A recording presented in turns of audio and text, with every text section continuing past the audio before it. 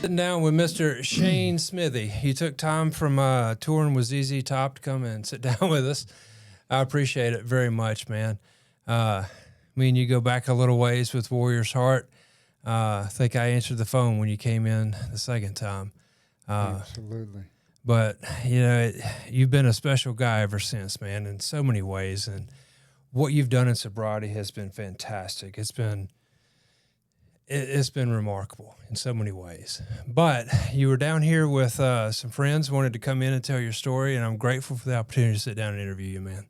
I am grateful for any opportunity that I can get to get back to this place because it means so much. This is sacred ground for me. It really is. It saved my life. Mm-hmm. It's what enabled me to be able to be here today.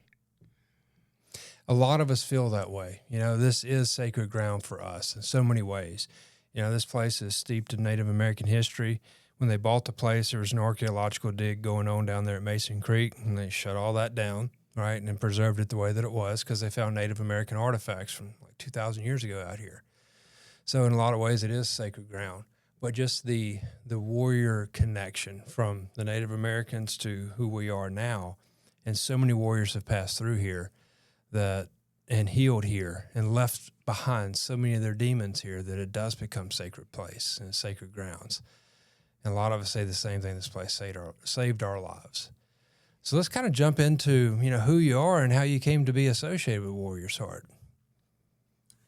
I'd like to segue on what you just said real quick. Absolutely. You know, the way you put it, this is a burial ground, but it's a burial ground for our demons. Yes. This is a place where you leave it behind. 1,000%. I got the hair on the back of my neck standing up when you said that, and I thought, yeah, burial ground. But yeah, that's absolutely a wonderful way of putting it. As far as me, I was born March 12th, 1966. My dad was in the Air Force, and my mom was a registered nurse. I was born in Japan. I didn't know you were Japanese. You don't look Japanese. No Japanese. no, but yeah, I had a wonderful childhood. Both my parents drank. They were alcoholics, but they functioned. Functional alcoholics, yeah. They never as much got a speeding ticket. Mm-hmm. I'd never heard them yell at each other. You know, I got the belt a couple times when I needed it, but I was never abused. I graduated high school at Eufaula High in 1984, and I already had a 1-year-old daughter. Mm. And my dad had put it to me, he goes, well, what are you going to do? You know, and I said, well, I was at the time working at a tire shop, and the owner of the tire shop was a drug dealer. Mm. And I kind of got mixed up in it a little bit, and I decided I would go talk to a recruiter. And I went and I spoke to the Army recruiter, and I'd pretty much basically pre-enlisted in the Army. And I went home and I showed my dad his granddaughter, and I told him what I'd planned on doing, and he said, well, have you spoke to maybe the Air Force recruiter? And I said, nah. Shop around a little. Makes sense. Yeah. And he goes, well, you know, you made good grades. You done good in school. He goes, go talk to, you know, maybe they can give you a job where you'll have a career. If it doesn't work out, something to fall back on. Right. Makes sense. And I went and I spoke to the Air Force recruiter. And I told him I wanted to work on airplanes like my dad did. Mm-hmm. thinking, if it don't work out, I get a job Lockheed or Boeing or somewhere. I went to Oklahoma City and did my in processing and my physical at the Alfred E. Murrow building. Oh, And for a lot of people that aren't familiar with that name, that was the building that Timothy McVeigh blew up. April 19th. I forget the year, 95. 95. I remember when that No, happened. no. Yeah, it was 95 when it happened. It was 84 when I went and did the physical. But yeah. Yeah, I remember seeing that on the news, the Alpha P. Murrah building. But that's where you did your physical and everything and in process into the Air Force, yeah? Yep. And they had pretty much, the recruiter had guaranteed me a job working in the aircraft field. Mm-hmm. And when I did my in processing physical, they found out I was colorblind. Really? So they gave me a couple different options, and I chose the fire truck maintenance field. Mm-hmm. That way I'd be on the flight line. At least I'd be close to the runways and see all the airplanes. And it was a cool gig because, the firemen stay there 24/7, 3 days on, 2 days off. They never leave there because in case of an emergency. I got to be right there. So they were their own entity on the base. They had their own chow hall, their own weight room, their own game room. Hmm. And I was a mechanic, so I was only there for 8 hours a day. Fire trucks are always clean because when the firemen aren't training, they're wax on, wax off. So it was probably one of the cushiest jobs a person could have in the Air Force. And I studied, I made my rank, I did, I was going to make a career out of it like my dad did. And did 3 years at Grissom, Indiana, which that's now a decommissioned base. It was a refueling base, and it had A-10s. And I got orders to Ramstein, Germany. Mm-hmm. So I went to Ramstein for a year tour unaccompanied. I got there and started missing the wife, the kids, and I went ahead and extended and to be able to get them to come over. How many kids did you have at that point? I had 2 at that time. Gotcha. My baby girl, my daughter Candace, was born at Lonsdale Army Hospital, Mm-hmm. which is right down the road from Ramstein. Yeah. Man, did two years at Ramstein without a hitch. Everything was perfect. Mm-hmm. I had complete family, 2 little girls and a little boy, and they were a year, 2 years apart. And me and the wife, we were good, no issues. Just loved it. Beautiful country, beautiful people. I volunteered to the air show was coming to town, which was a yearly deal, and it was the only time they allowed the German populace to come in because, it was, they called it Flugtag, and it was Flugtag 88. The day before, I was out putting concertina wire up to keep the public away from the active runways and the taxiways. We had barriers put up and the razor wire and all that good stuff. And they did a complete run through the show the day I was out there. They did it for the dignitaries. They had all these different stunt teams, and like they had a SR-71, I believe, or a no, it's a U-2. But all these NATO countries had all their different aircraft there, and it was just is awesome. It was something I only dreamed about because I always liked planes. I like flying and doing all that good stuff, and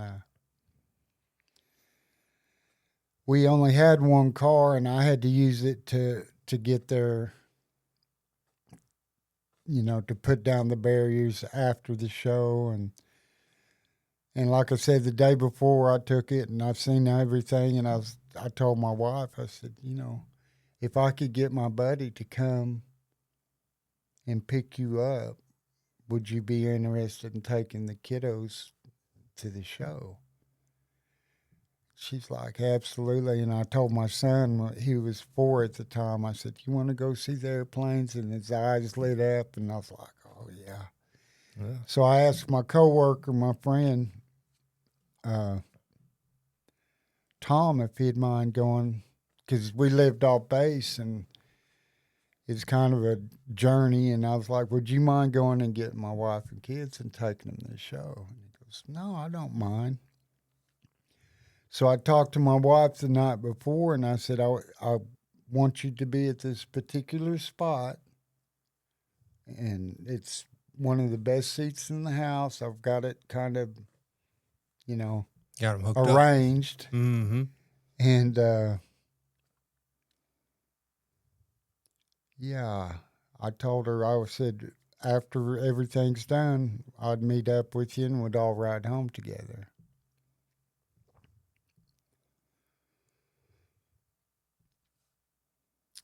The day of the air show, everything was great. Beautiful weather.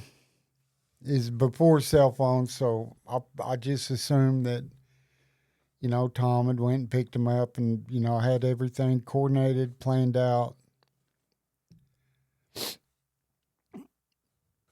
The last little stunt was performed by the Italian stunt team, and it was called the Pierced Heart, and it's where a formation of 10 planes fly. 4 of them fly one way, and they break off, and they do this heart shape with, the smoke contrails. And then the solo pilot goes up and over the top, and he's supposed to go through the middle of the heart. Mm-hmm. He misjudges it. He doesn't make his arc high enough. He comes in right as they're coming across at the bottom. Mm-hmm. And he clips 2 other planes. He's about 100 feet off the deck, off the runway, and he hits in front of the wire that I'd helped string out, explodes, and rolls into a concession stand. Oh, man. And it was the end of the show, so I was already walking that way to meet up with my wife. I was maybe 120 yards. And this was the area where she was supposed to be, right? It was right where, yeah. Yeah. He rolls into the crowd, the wire, the flames, and it injured over 500 people and killed 72 people instantly. And I was walking around looking for my wife and my kids. That's a rough day, man. And I was 23. I thought I was a man, and it's just a bad thing that happened. And I get home, and the wife meets me at the door, and she's pissed off. She's like, why didn't Tom come and get me? And she's like, where's your shirt? And I said, I used my shirt to cover up a baby. And I said, do you not know what happened? And she goes, no, what happened? I said, a plane hit 2 other planes during the air show and crashed into the crowd where you were and the kids were supposed to be, and I was looking for y'all. And I didn't know when I got home if you'd be here or not. And I don't know. I said, well, thank God Tom didn't show up. Yeah. So then the next day at work, I asked him, I said, what happened, dude? I mean, thank God you didn't show up, or what? And he said, well, he had hooked up with a German girl the night before, got drunk, lost his keys.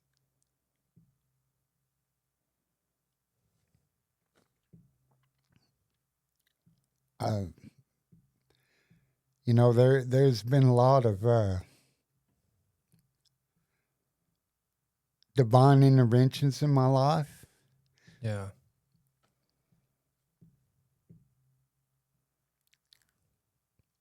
But without a doubt, that's got to be up there. It's got to be.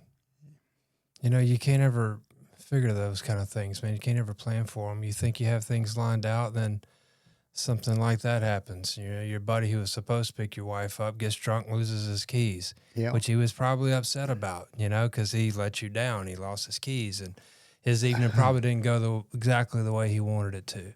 Yeah. However, had he not done that. Exactly. You know? And I've learned not to question God on how things work out, because... But at the time when that happened, you saw those planes go down. You knew that your family was dead. Yeah, absolutely. Yeah. That's a sickening feeling. Absolutely. You know, I played it over and over in my head a million times. You know, it was like a black and white negative, because the smoke, the screams, it's like a scene out of The Walking Dead. You know, the people with their clothes melted off of them, and it just... And I thought, well, you know, I got my kids, I got my family. I'm good. Everything's all right. Yeah. Except at night, when I'd go to sleep at night, I'd see it all over again. I'd smell it. And I got to drinking, and I drank. I mean, I was a military guy. I'd go to the NCO club once or twice a week and hang out and socialize. And after this, I was bringing liquor home. I was drinking every night. I can imagine so. I mean, those mass casualty events like that, the sights, the smells, the sounds, everything, it's just not something that just disappears. You got to make it disappear, and alcohol is something that we normally go to kind of make it disappear. Yeah. And after about the third time, I had slept through an alarm or whatever, and pretty much abused my wife when she was trying to wake me up to get my ass up to go to work. She got to the point where she would she'd put a cup of marbles in marbles, glass marbles like kids play with. Yeah. She put them in the freezer to get me up in the morning. If I'd been drinking all night, she'd just lift the covers up. And you can't get away from cold marbles under the sheets. They will find you. It's not pleasant, but it's better than, in her opinion, it's better than being hit by me in the morning. No, I get it. So that's an interesting technique, though. It really is. Hey, excuse me for chuckling, but no, I mean, I laugh about it now. You I know, mean, but yeah, man, after about 3 months after the air show deal, I I hit her one night yeah. and I broke her nose. The mother of my children, the woman I love more than anything in the world, and I took her to the hospital, lawn stool, and the physician's assistant came out and asked her what happened, and I told her, tell him I hit her. I tell him I hit you, Mm-hmm. because that's the truth. Let me ask something real quick. You're not a violent man. No. Had you ever laid your hand on her before? Yeah, like I'd mentioned, in the mornings when she would try to wake me up by shaking me, or, Sure. because yelling, you could scream and I wouldn't get up. I slept through the alarm. So she's like, get up, you need to get to work. But you weren't violent in the sense of, you had mistreated her or whatever, or you had beat her up before. It wasn't until after that incident and then you started drinking that those things started to happen, right? Exactly. Yeah, which is something that's common in our population. It's common with folks that have been through some traumatic events like that, and then of course when they add alcohol to it. I mean, there was a couple times when, woke up the next morning and the wife is upset. I don't know what she's upset about. She's like, "Do you not remember?" "No, I don't. You hit me last night." "Oh my God, I'm so sorry. I didn't know that." I had no recollection of it. Whether it was a night terror, bad dream, or she was trying to wake me up, I don't know. I didn't break her nose or anything, but obviously it was, something that upset her. What it kind of happens with those night terrors. It kind of happens especially with the alcohol on top of it. But this situation happened with you, and you were honest about it. You told them exactly what happened, right? Yeah. Were you hoping to get some help or some treatment, or? Because I'm just kind of curious as to why you didn't have her lie about it, or you didn't lie about it.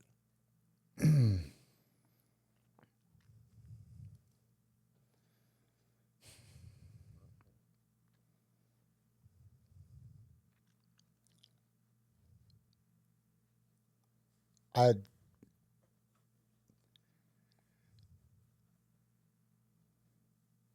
I thought I had caught her in an affair Mm.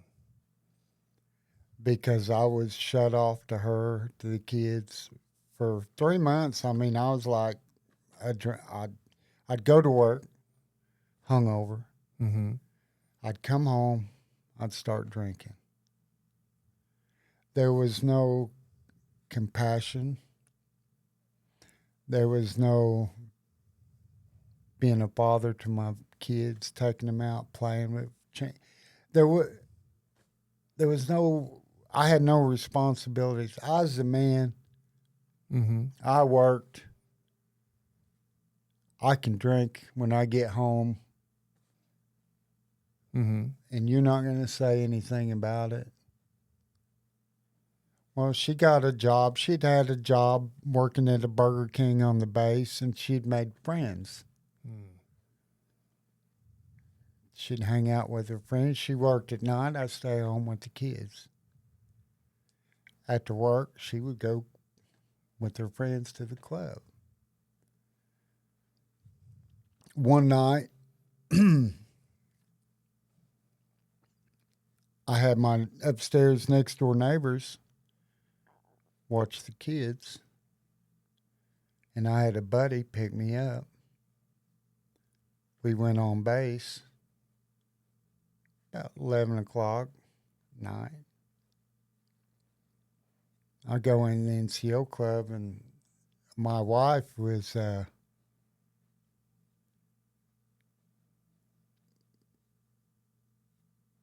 dancing with the gentleman on the dance floor, and they were grinding, you Mm. know.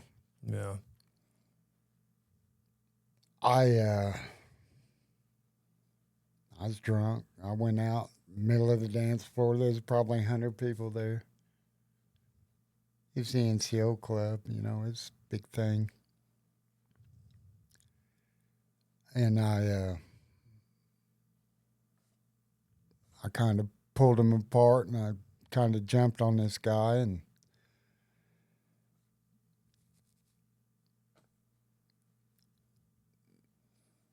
her and her friend, I guess her friend took her home, and my buddy took me home, and she had me locked out.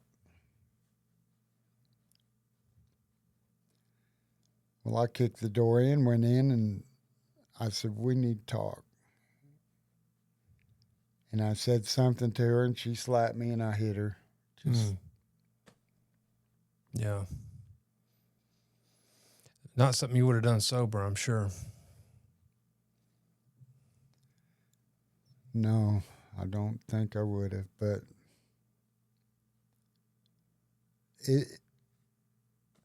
that's just, I replay this stuff in my head, and I think, man, if I would have just, but I always blamed other people. That was my whole deal. Well, if she wouldn't have done that, if she would, but it all points back to me. Had I not have been the drunk, had I not have been the physically, emotionally, verbally abusive person that I'd become,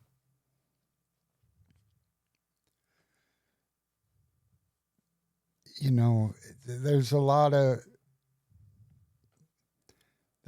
things like we discussed at lunch.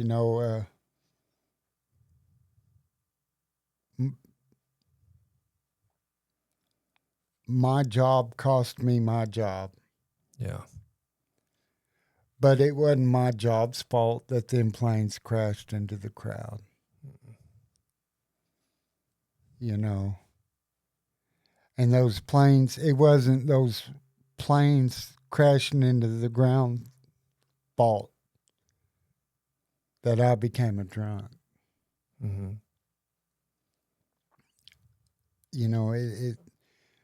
A lot of what it says in the big book is being accountable for yourself and your actions. Mm-hmm. And that was one of my biggest hiccups was, I could always find somebody else to blame. Oh, yeah. But, it didn't matter who I blamed because they weren't the ones doing the shit that I was doing.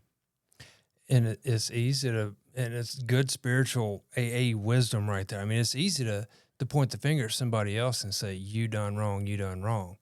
Well, why was she out there, right? Because she left you, or did you leave her when you crawled into the bottle, right?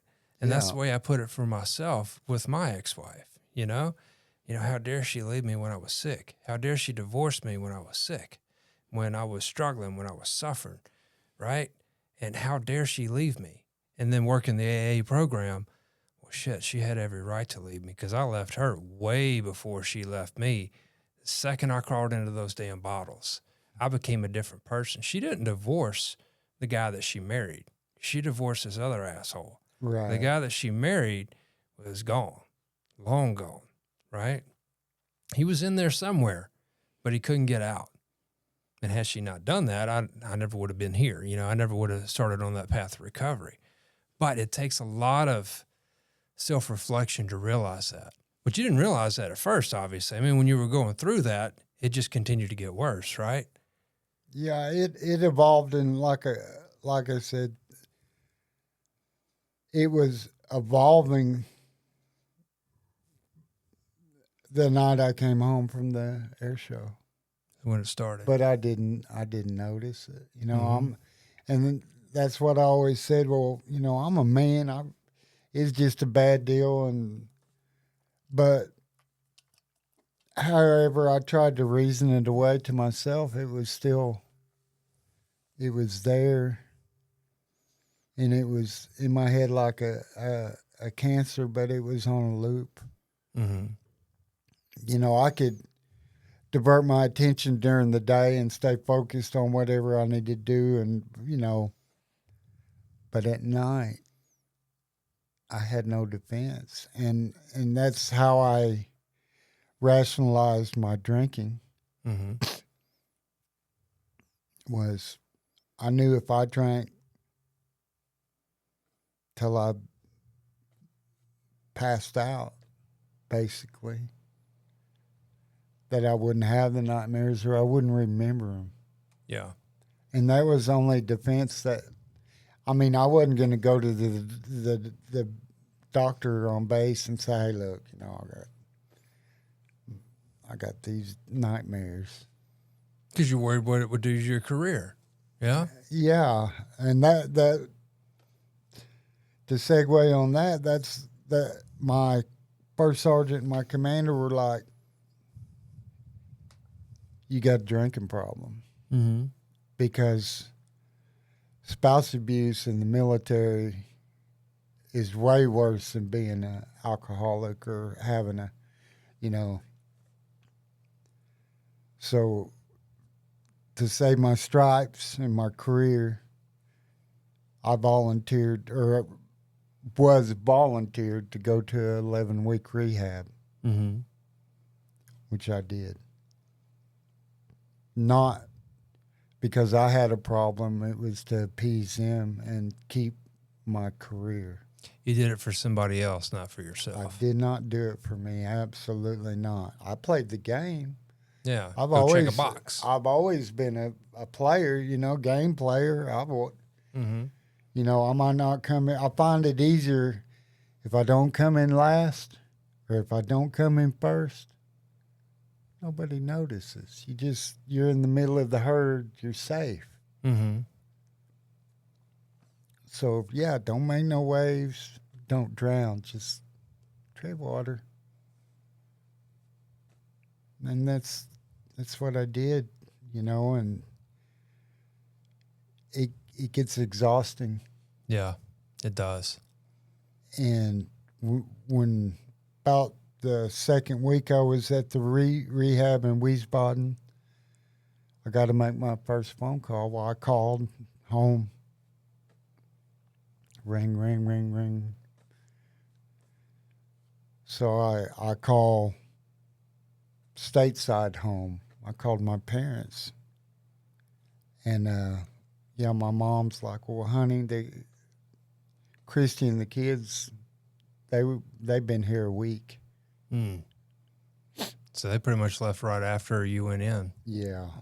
Yeah, her mom had said, no, you get home. And so, yeah, I was on antabuse. I was, after I got back to base, they gave me the option to stay and finish out my terms of my enlistment or go home. If I chose the latter, I was going to be going home with a bad conduct discharge. Mm-hmm. Because after I got out of rehab, they ordered me not to drink. Mm-hmm. Well, they put me on base and they put me in the barracks with 60 other guys that are drinking. That's a recipe for disaster right there. I'm missing my wife and kids. You're in your head about all this shit now. I'm like, I'm out. I'm effed. I'm just. And my first sergeant said, I said, yeah, just send me home. I don't care about a discharge. It's a piece of paper. Mm-hmm. Well, he explained to me that it's more than a piece of paper. He said a bad discharge will follow you the rest of your life. You can't. It's like having a felony. Mm-hmm. So this is a person that I disdained. He helped me to rationalize and think more clearly and make the right choice. And I went ahead and I finished the 3 years. I'd call. My wife had nothing to do with me. She didn't want to talk to me because her mom was in her ear pretty hard. And I did the 3 months. I got out. I went home, and I begged her. I just hounded her, stalked her. Please give me one more chance. And finally she did, and we tried. We even got a house together, but I couldn't quit drinking. Because you hadn't really dealt with those issues that caused you to start in the first place, Still having the nightmares at that time? Yeah. Yeah. And I'd promise her the world. Yeah. But it was just, I couldn't stop drinking. It wasn't that people were pushing it on me or what. I actively went out and got it. Mm-hmm. Instead of buying diapers for the babies, I'd go buy a bottle. Mm-hmm. Instead of buying food for the kids, it just, and I just could not. I had a buddy, he came and got me one day, and we went fishing. I came home that night or the next day, and I had an eviction notice, a restraining order, and divorce paperwork on the kitchen table. Now, how long from the time y'all got back together till that? Maybe a month. A month. Yeah, I'd only rented the place for, a month. So you got your walking papers pretty quick. Yep. Yeah. Yep. And my parents told me, my lease was up on the place that I rented for the month, and my parents, I stayed with them for maybe 2 nights, and they said, you can't stay here. You got to go. Yeah, you're bringing that bad habit in there with them. And they drank. They were alcoholics. Mm-hmm. But they knew that I would stalk her. I left and I went to Branson, Missouri, and did the construction when it was first booming and everything. And 3 months up there, I lost a job because I wouldn't show up, or I'd show up drunk. And it was just painting. Mm-hmm. It wasn't anything labor intensive, and it's pretty good gig. And most painters are old drunks anyway, so I thought I'd fit right in, but I couldn't even do that right. Yeah. So I go home, and I get my kids, and she brought them over to my mom's, dropped them off so I could see them. Mm-hmm. And I thought, well, thank you, and whatever. I get to see my kids, and I'm giving my little 4-year-old son a bath, and he's got welt marks from the bend of his knees to the small of his back. At 4? Yeah. Yeah, and I said, Brandon, did your mama do this? He goes, no, Craig did.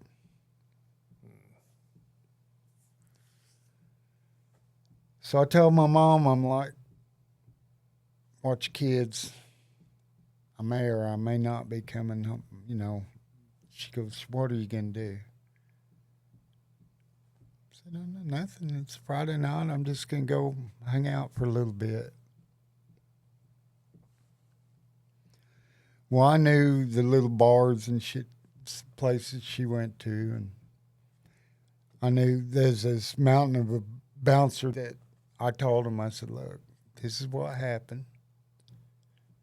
If they show up,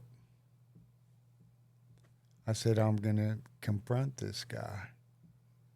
And I said, I'm not going to fight you. Mm-hmm. He goes, but I'm going to do what I got to do. Yeah. and he gave me a roll of quarters that was taped up. What that's for? Mm-hmm. So I'm sitting there and I'm drinking, and eventually they come in, and they kind of belly up to the bar, ordering their drinks or whatever, and I tap him on the shoulder. As soon as he turns around, and then she jumps on me, and I fling her off like bodacious. Mm-hmm. And she's, calling me all kind of names and everything. And I said, I gave him as much chance as he gave a 4-year-old boy. And I said, if anybody ever touches or lays a hand on my kids again, it won't be punches I throw, it'll be lead. Mm-hmm. Well, we're calling the cops. I said, 911. Yeah. Don't let anybody put a hand on my kids again. And she took heed. I mean, she turned out to be a great mother. My kids are very respectful. They're functioning citizens. Mm-hmm. They've seen all my shit growing up. Mm-hmm. Or they've heard the stories. Right. Because when I finally just left and couldn't stay still, there was no contact. I wouldn't call them. Mm-hmm. No Christmas, for 20 years. For 20 years, all they were my last name. 20 years. 20 years. That's a long time. When I came back, I was doing custom harvest. I was running combines, Mm-hmm. and we were like the fair or a traveling circus, because we would be in town for 2 weeks. We'd get cut, and then we'd go north, Mm-hmm. following the crops. Got finished up in November, and I drove through my hometown, and I knew where my ex-wife was working, and I just went in and said, hey, are the kids around? And they were already adults, I didn't know where they were or anything. And she goes, boy, she started calling. Mm-hmm. And, my daughters, I was totally expecting to get what I deserved, I don't want nothing to do with him, That's how I would have. It's expected. I mean, Yeah, you would do the same. And Yeah. it didn't happen. Hmm. They're like, I'd like you to meet somebody.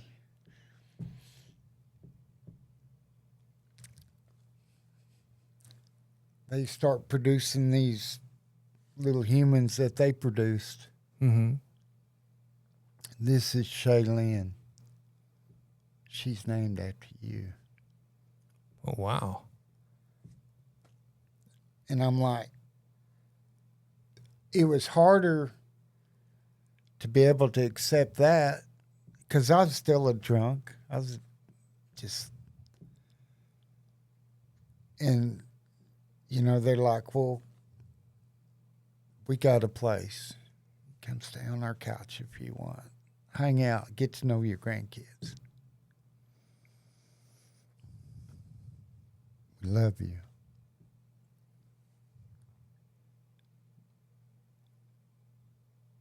Dude, I was living under their roof, eating their food, and killing myself in front of them. For all the love that they had for me, I had none for me. I loved them. Mm-hmm. I was proud of them.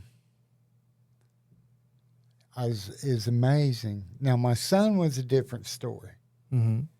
And my son, we're still working on it. I'm still working on everything with all of them. Fair. but the foundation was laid. The walls are up. You know, I have hope for. It's just today is amazing, but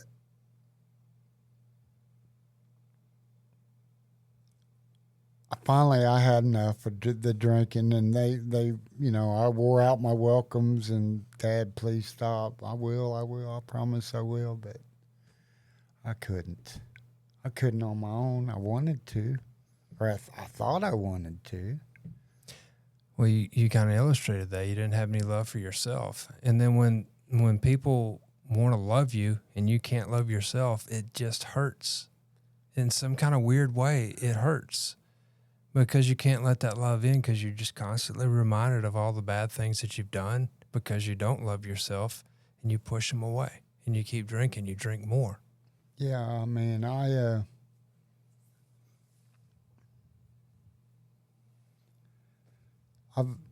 I've always, I tell people, well, I've been homeless for 30 years. Well, that's my version of homelessness is not having my own home. Mm-hmm. If I crash on your couch for a week or a month, I'm still homeless. That's your Yeah. home. That's not my home. Right. I had a lady, a classmate that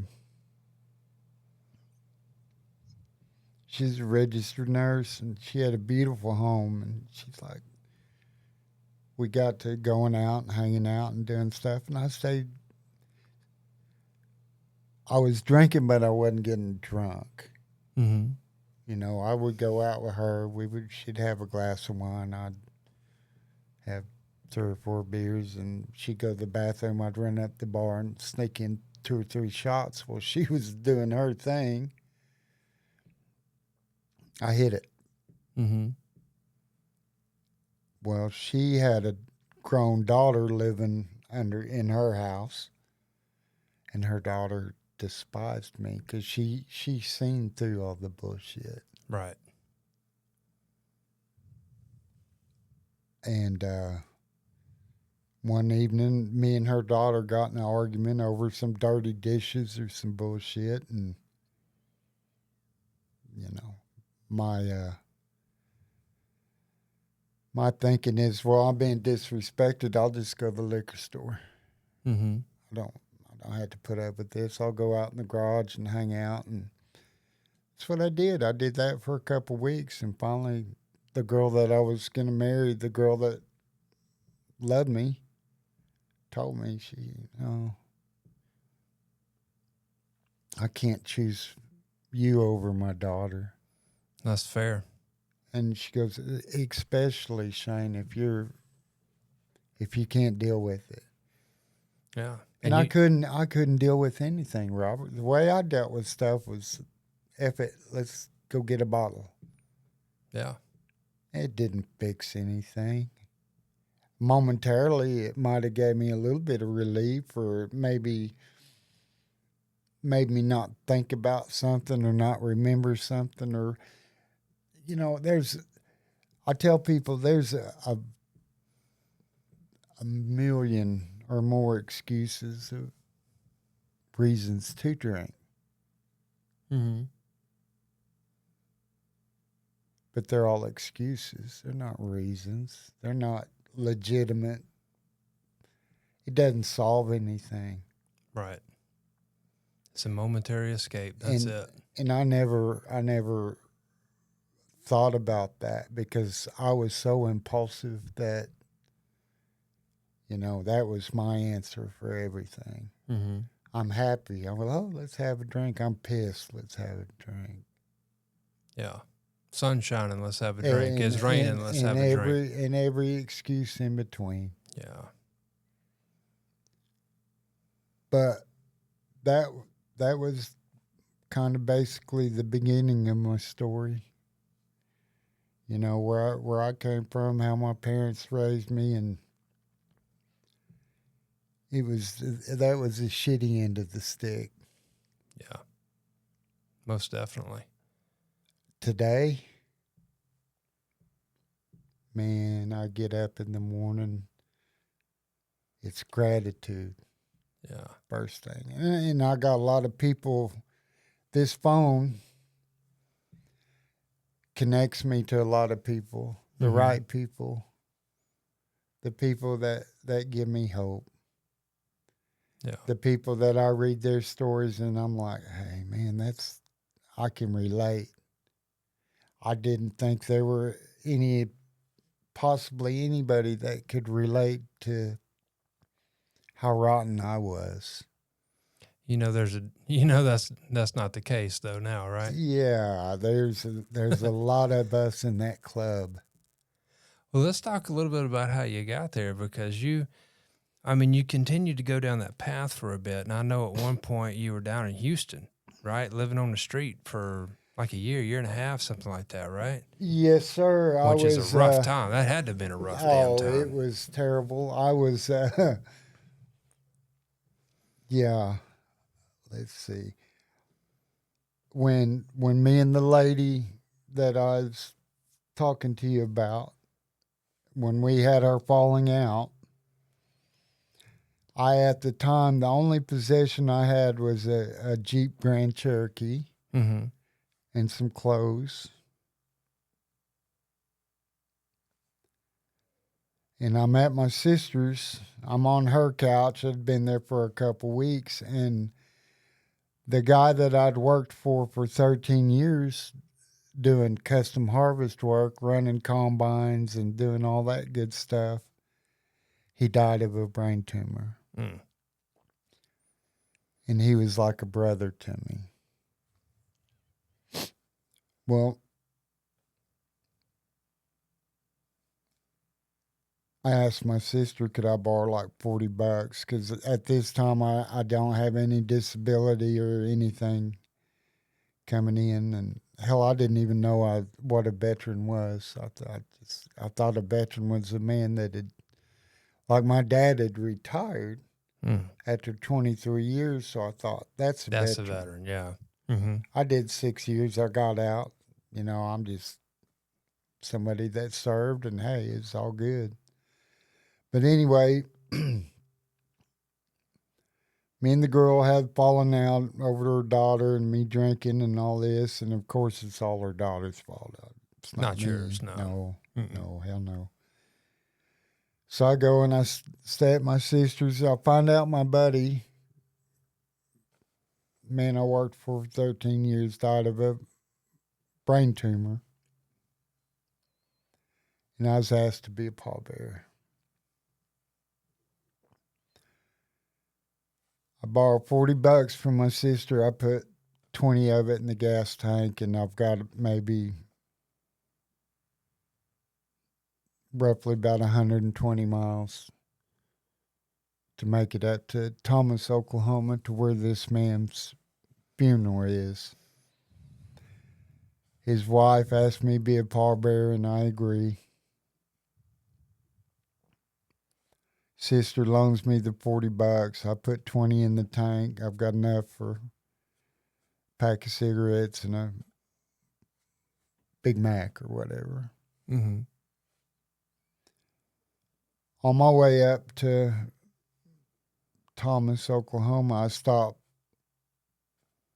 halfway there, and I had an old buddy that was a real good friend, and I stopped in to see them on my way up, and his wife comes to the door, and I was like, "Hey, where's Henry?" She goes, "Shane, he passed away a couple weeks ago of a massive heart attack." Oh, jeez. So I get up to Duncan, Oklahoma, and I pull in a little liquor store. I've got like $10 bill and all the change I could. And I go in and I buy a little cheap bottle of Ezra Brooks whiskey. Ooh. And I'm just, don't even have enough to get a Coke to chase it. And I'm just driving. Mm-hmm. I get to Duncan, Oklahoma, and I go in this convenience store. I've got change, nickels, quarters, whatever, and get a tall boy of the cheapest beer they got, and I set it on the counter, and this little girl asked me for my ID, my driver's license. Mm-hmm. Well, I'd lost that a long time ago. Mm-hmm. And I had a pretty good sized beard at that time. Mm-hmm. Not what I got going now, but. Still, And I'm I sure you was look like an kind of adult. insulted. I was kind of buzzed anyway, but I was kind of insulted that she even asked me for my ID. Mm-hmm. Not that I had it or I would have gave it to her anyway, but I got kind of chippy, and Sure. so I go out and I get in the car and I make it a block and I get lit up. Mm. And this female police officer asked me if I'd been drinking, and I told her, yeah, I had.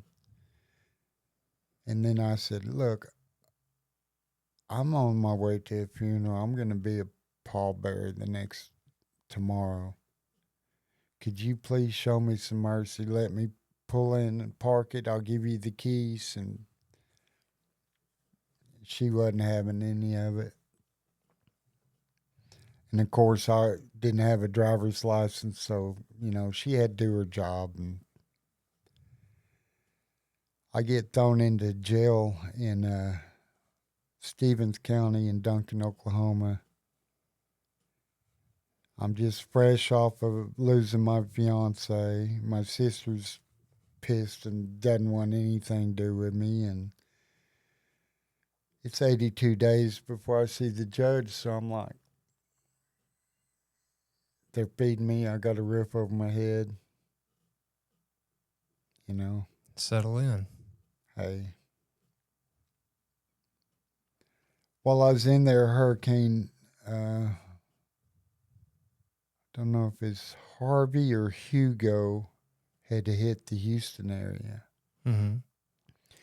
And I've always been around heavy machinery and stuff, and I can pretty much operate anything with wheels. So I was like, well, I'll stay here, do 82 days, get out, get a bus ticket, go down to Houston. And I said, I'll hustle and find some work, and I'll figure it out.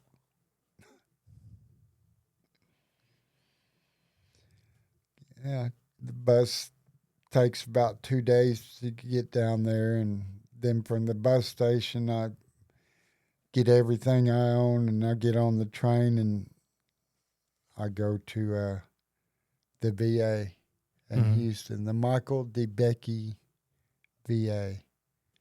And I go in the waiting room, and I'm sitting there, and it's winter, it's cold. And a security officer comes up to me, and he goes, "What are you doing?" I said, "Oh, I'm just sheltering out of the cold. It's cold." And he said, "You can't do that here." I said, "I'm a veteran." He goes, He goes, "I don't care who you are." Mm. I said, "Where am I going to go?" He goes, "Well, there's a little plexiglass bus stop deal." He goes, "You could probably stay there till they run you off." Not exactly a shelter. Yeah. So a nurse or somebody comes by and hears this guy talking to me, and he kind of pulls me to the side and he goes, "What's up?" I said, "Man, I need to talk to somebody. I need some help. I just got here." I said, "I don't have no place to go. This guy's telling me I got to get out of here because it's in a motel." Mm-hmm. So he comes out and he's got a visitor's badge deal, and he sticks it on my shirt. He says, "Sit right here, don't move. Tomorrow we'll have a social service person talk to you." So I'm thinking, okay, I'm in Houston and this is already going bad. I just got out of jail. The next morning, this social service lady gives me a voucher for the Salvation Army in Houston. Mm-hmm. It's winter in Houston. Salvation Army's full. I bet. And it's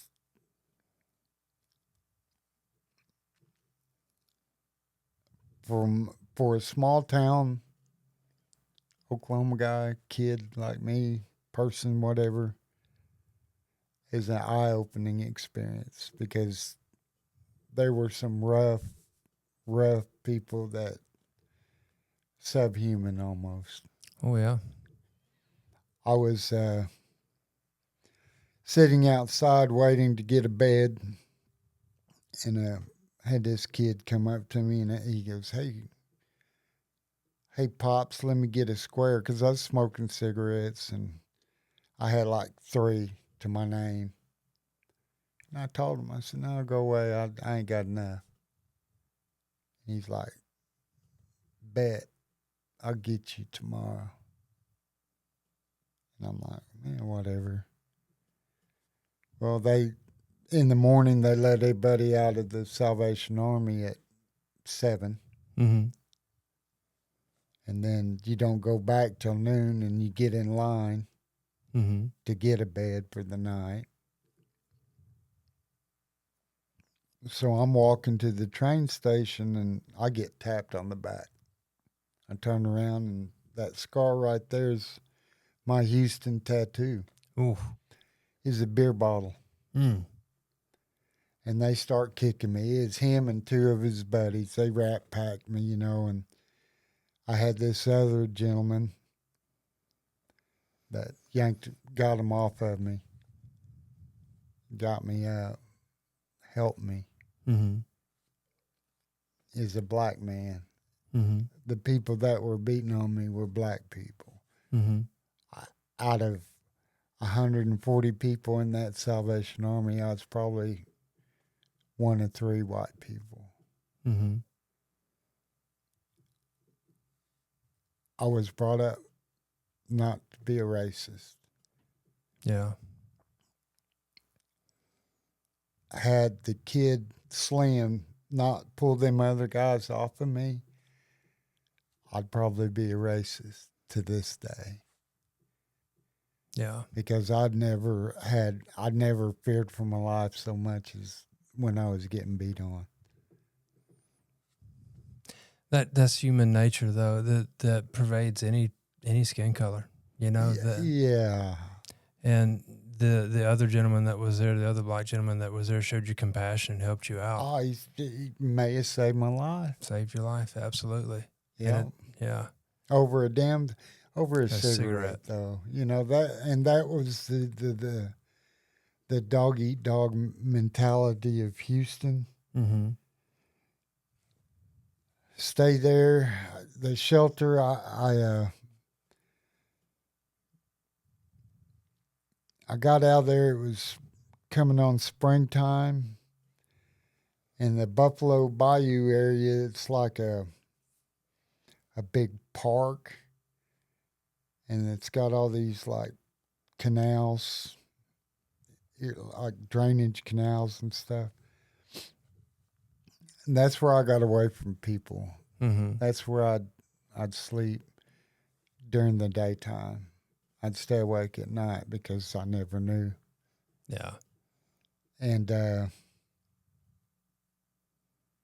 still no disability, no nothing. I never knew. I didn't know what a veteran was, like I said earlier, and I thought I went to the VA and I found a guy that could help me, and he did help me. He got me in the veterans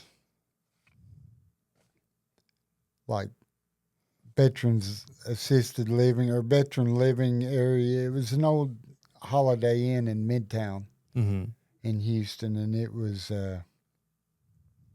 bad. but it's better than being homeless, and they fed us. Yeah, better than being on the streets or in the Salvation Army. Yeah, absolutely. And I stayed there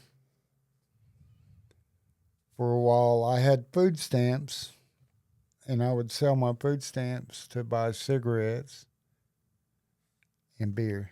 Mm. And I get half, if I had $100 worth of food stamps, I'd get $50. Right. And that was the only way that I had any kind of money. Mm-hmm. So I stayed at Midtown for a while, and I was working with this guy at the VA, the only guy that would help me there that I found, and he got me into Bonham, Mm-hmm. and Bonham, Texas was a domiciliary. VA rehab, yeah. Yeah. That's up near Dallas, Fort Worth, right? Yes. Yeah. Mm-hmm. And yeah, it's like going from one shit show to the next. But and the year was when I got to Houston, and then I get to Bonham, it's winter again. Mm. Well, the deal with that was all of these other people that are on the streets in Dallas, Houston area, that's when they flock to the domiciliary. Get in and out of the weather. To get out of the weather. Mm-hmm. And they stack their disability checks because they got food, they got shelter, they got everything they need. Mm-hmm. And they get a little bit of clean time so they can dry out and do what they do. And you go and we'd have group meetings and we'd have AA and we'd have this, and these guys didn't give a shit about that. That not only would they not participate, they would make it to where people that were trying to benefit, Mm-hmm. they were like 3-year-olds. That drags the entire population down. That negativity, that bullshit that they come in with. One person in a group mm-hmm. can, it. When it got serious with me and I decided to take it serious, it's life and death for me. Yeah. And you're sitting over there making jokes. Mm-hmm. This guy's up here. It's his job. He's trying to help, but, and I can't kick him out, mm-hmm. even though he's disrupting the whole class because rules. Yeah. So let me ask this, the people that were in that group, what percentage would you say were actually trying to better themselves versus the clowns, the ones who were just getting in and out of the weather? Yeah. What percentage would you say? Maybe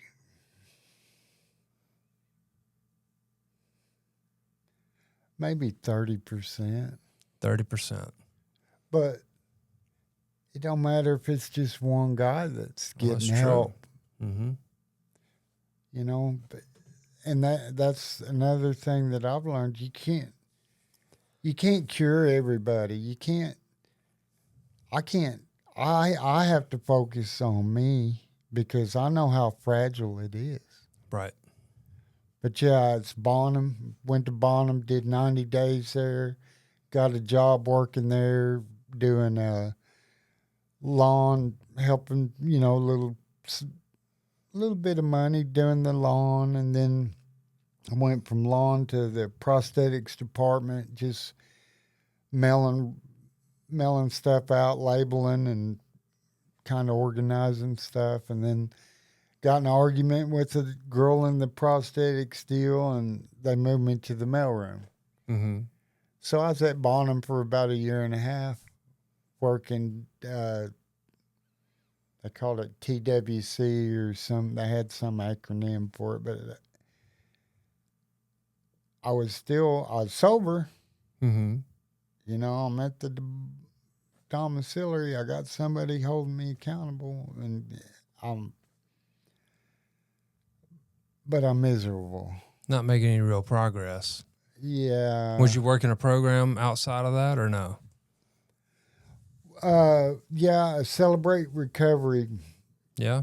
They had this, and they had, in the domiciliary, they had mandatory like AA stuff, but we go to Celebrate Recovery, and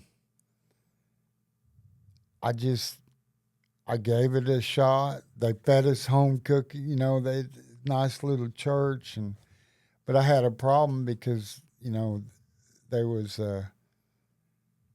there's one individual that in AA we announce herself and, hey, my name's Shane, I'm an alcoholic. Well, this guy was, hey, my name's so and so, and I'm a convicted pedophile.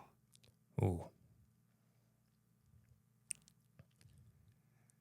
There are a lot of things. I've known people that have killed people. I've known some pretty bad outlaws, but they weren't that way when I knew them, Mm-hmm. and they paid the price for the crimes they committed. But that's just one thing that I can't forgive. Yeah, not a lot of people can. And the Bible says that we're supposed to, but that kids, innocent kids. Yeah. And then that's when I found out what you had done in your career as a law enforcement officer. I could understand. I never would want to even know some of the things that you've seen and had to deal with, and I couldn't have dealt with them. I would have been a murderer. Yeah. So I choose not to be in any building or room with anybody that's whether they've turned their life around or what. It's they still did it. Right. And I'm guilty of a lot of shit that I've done, but I'll answer for it later, and it won't be to a man. Mm-hmm. So maybe hopefully they can be forgiven, but it won't be by me. I can't cast any stones at you for that, my friend. I can't. But to get back to the Bonham deal, I get out there but yeah, Bonham was my first. Other than the Wiesbaden, Germany, when I was active duty, Bonham was my first kind of real rehab type deal. And in that time, over 20 years have elapsed, roughly, right? Yeah. Yeah. And you stayed sober for a little while, and then something sent you over the edge again, yeah? I was just dry drunk, Well, fair. White knuckling it. Yeah. Not really experiencing I life. was I'd experienced homelessness and hunger, and this place was a roof over my head. Now, granted, the company was pretty bad, but I had room to avoid them, Mm-hmm. But the homelessness, I got to smoking the K2 synthetic marijuana was prevalent Oh, yeah. where we were at. Mm-hmm. I remember that stuff. And it just, you would just lock up, and it's poison. But I told people I've never stuck a needle in my arm, but I never had the opportunity. Yeah. And at the point I was in my life then, anything to get some kind of relief, to escape reality. It didn't matter. Mm-hmm. So I did the domiciliary. I went from there. While I was at the domiciliary, I got 60% disability. So I was getting about $900 a month. So I went back to Oklahoma, and I just couldn't find a job or a place, and I just kind of, and I got in with this boat dock and marina building company, and they traveled. You know, we'd go lake to lake doing that deal. And but yeah, it got to the point where I drank myself out of that job also. And for a guy that likes to fish, it sounds like it would have been a great job to have. Oh yeah, and the deal was all of the guys that owned it and worked there were drunks themselves. Mm-hmm. We brought a cooler of beer to the job site every Yeah. morning. That was the worm's job, was to make sure the beer was iced down. You know, and Yeah. them guys would crack a beer at 7 o'clock in the morning and wouldn't stop till dark. Mm-hmm. Well, I couldn't, because I'd crack a beer and I couldn't pace myself. Mm-hmm. It's always faster, harder with me, because I'd already graduated from pacing myself or trying to drink Mm-hmm. semi-responsibly. There was nothing I did in my last throes of my addiction had any responsibility, because, like I said before, I blame my other people for my shortcomings. Mm-hmm. And if I'm not holding myself accountable, and I'm not in jail or in a rehab or a domiciliary, then I'll be damned if somebody's gonna hold me accountable. Right. You know, I'm just. But anyway, man, what got me here was I kind of played the picture back and figured, you know, I'm a useless piece of shit. I've worn out every welcome I've ever had. This world would be a lot better off without me.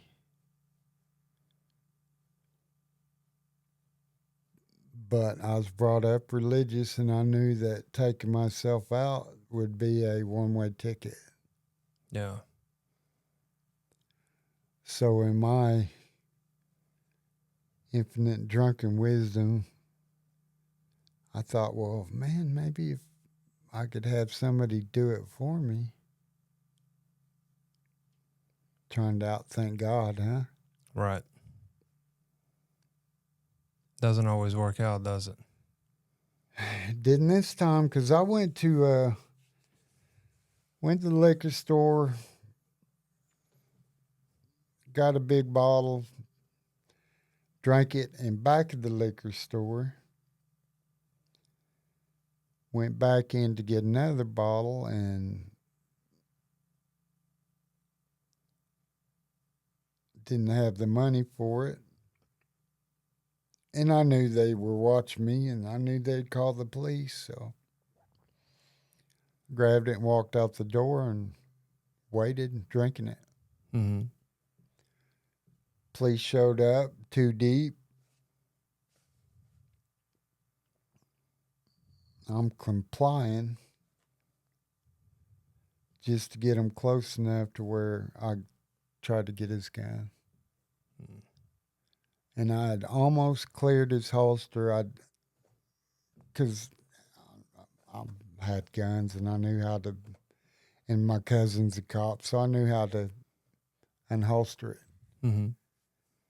And I'd almost got it done, and I got hit. Felt like 3 baseball bats hit me simultaneously, and it was a taser. Mm-hmm. And they rolled me over and in the gravel, and they kind of cheese grate me a little bit because I deserved it. You earned it. And they cuffed me, and I'm in back of is a Tahoe. I'm in back of this guy's Tahoe, and they get in. I'm bawling, bloodied up, scratched up, drunk. I'm like, why didn't you just fucking shoot me?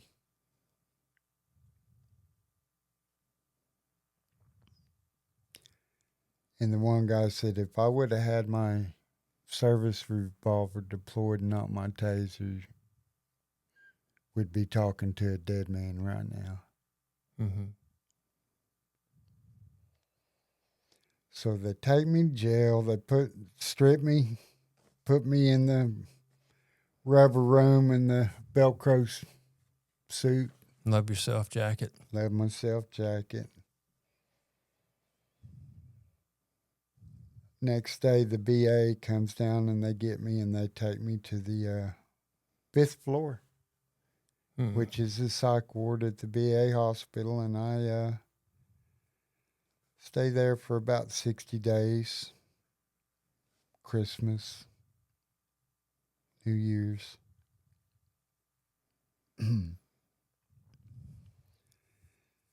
One day a nurse comes in and she goes, well, what's your plans? And I said, well,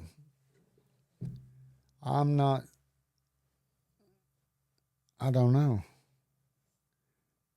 She goes, well, you can't stay here. And I said, well, I really don't have any place to go. And I said the 3 magic words. I need help. I said, I don't want to go back to the domiciliary. I said, definitely don't want to stay up here, but so she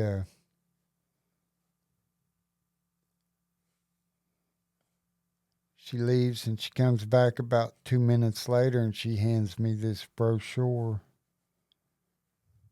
for this place.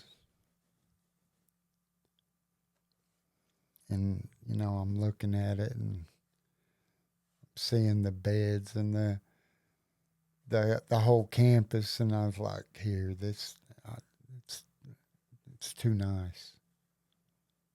Felt like you didn't deserve it. I said, I can't afford that. Mm-hmm. I said, she goes, would you be willing to go? And I said, yeah, I'd be a fool not to be. I said, but I said, I need some real help. I don't need the place is beautiful. The food looks like everything looks very, very nice. It's too nice. I don't deserve that. She goes, you're a veteran. You deserve it. So she's she gets the ball rolling, and they're like, they come in about 3 days later with a plane ticket. Now, I'm a guy that just tried suicide by cop. Mm-hmm. Not afraid of dying, but I'll be damned if I'm getting on that airplane. Yeah. I said, no, I won't fly. Had you told them why? No, but I mean, that's the crazy deal about it is not a month and a half ago, I'm trying to off myself, Mm-hmm. but I'm not going to get on that airplane. Because you're afraid you might die in a crash. I don't know, man. I'm not getting on that plane.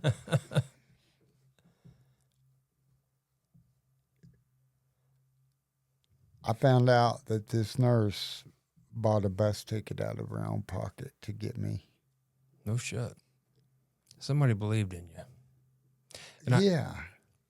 I got to say how glad I am for so many reasons that you didn't complete suicide by cop. For so many reasons, not just for you and the lives that you've affected, but for that cop as well. Exactly. Because I've been on the other side of that. Exactly. And that shit would have ruined him, especially a veteran. Yep. I'm so glad that didn't happen. Yeah, and that's the hindsight I have today is what you just said, because I have nurses, police, firemen. I've all got the connection to all of them because my mom was a nurse. I've got a very good cousin, like he's my brother, and I ride along with him, and we just. But yeah, man, she made it happen. I get down here, I roll through, and for about 2 weeks, I don't talk to anybody. I'm just. That was in 2019? Yeah. Yeah. Okay. Yeah. And you just didn't open up? No? For the first 2 weeks, I did not. And then my buddy who lives up the road here, my brother, and a couple other guys that are solid as they come, we bonded and we got through it together. Mm-hmm. There was a night he was done, and he was out. And this is an elite veteran. He is in some Tom Sprinter stuff. Mm-hmm. So I'm like, well, and we held each other up like we do here. And yeah, I got through it. I did good. I went home, got my kids coming around, got my grandkids. I'm doing really good. But I'm still having the nightmares. And they're just eating away. And then, like I told you before when we were talking, I can't tell you if it's a good day or a bad day. I can tell you it's more than likely a bad night. Mm-hmm. But I made the decision after a year and a half to go get a 6-pack of beer.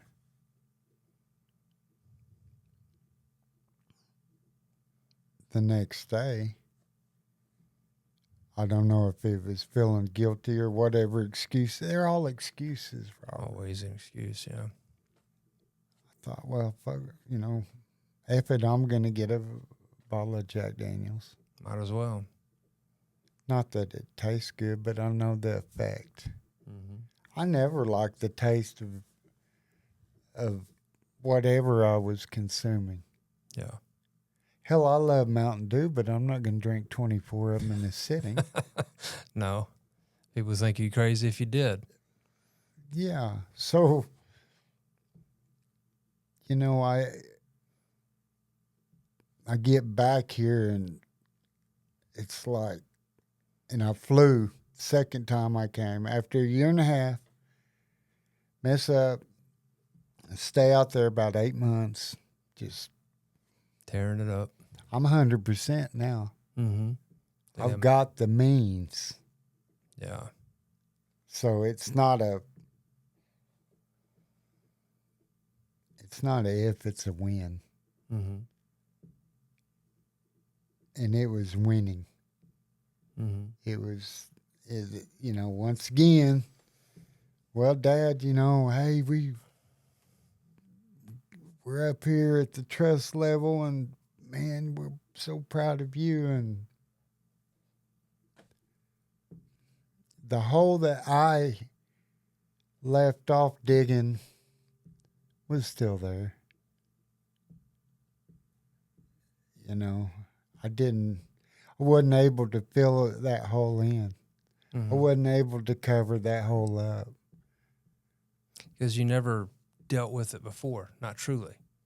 When you were here the first time, or the domiciliary, or anywhere else you had been, you didn't really delve deep into what was causing all this, did you? The alcohol was just a Band-Aid over a wound that never got to heal. Mm-hmm. And I didn't know the process. I didn't know, to sometimes to heal, you've got to rip that scab off to get the infection, to get to the root of the infection. And mine was in my head. I could go to AA meetings. I could get on my knees in church. I could talk to people. I could talk a good game, but I was miserable. Yeah, because that wound was still there. It was still infected. I'd talked to a couple psychologists at the VA and said, "Hey, man, this we got a pill for that. We got a pill for that." Robert, they had me on 17 different medications at one time. Jeez. My sister's a registered nurse, and she asked me for the list of medications. Mm-hmm. And she goes, "Well, that's good. And that works. But you're taking them together." She goes, "Your liver, you would have been better off drinking. Your liver is not going to be able to process both of those different chemicals." The side effects of all of those things, man, are just horrendous. And that's the deal with the VA. For years, they've used us veterans as guinea pigs. Mm-hmm. They've got a never-ending supply of us. Mm-hmm. I'm not saying all of them, and I'm grateful for the VA. Do I think they could do a better job? Yeah, absolutely, they could. I mean, it's taxpayer funded. I just saw where they passed some legislation on written consent when it comes to that with the VA, where you have to have informed written consent of exactly what those meds are going to do to you before you take those meds. They have to do that for you now. I saw it, I think, yesterday or today. That was just signed into law. Well, that's my deal. I'm smart enough to realize these pharmaceutical companies grease these doctors. They throw some money under the table to push their product. Yeah. They're just a multi-million-dollar drug dealer. Now, to me, I don't know. To me, that's no different than just numbing out with alcohol. You don't fix the problem. Yeah. You don't get to the heart of the reason why you need the medication, no more than getting to the heart of the reason why you need the alcohol or the drugs. It just numbs you out to where you don't feel it. Yeah. And it's easy. Here, take this pill, and there's money in it. Yeah. A lot of money in it. But you never really fix the issue. I was on a lot of meds when I came in here, and one of my objectives was to get off all that shit, Yeah. I take my insulin now and just the basics. I don't even like taking aspirin. Blame you. If I get a headache, I close my eyes and just stay still for a minute. It'll go away. Yeah. Now, I think when you came in again, it was in 23, right? 2023. I think that's where our stories intertwine just a bit. Yeah. Yes, sir. Yeah, I year and a half had been sober and gotten out there and just gave up again. And I thought, dude, I'm done. I'm tired. So one day I'm insulin diabetic, and I thought, well, I wonder how much insulin it would take. Because I'd seen movies and stuff about people overdosing on insulin, and I Googled it, and I had my 4 syringes full, and I had a bottle of Jack Daniels, and I'm in a chair, little recliner in front of the TV. That's the only spot I had, and I've been drinking all night, and the time had come, and I reached over to grab one of the syringes with the insulin.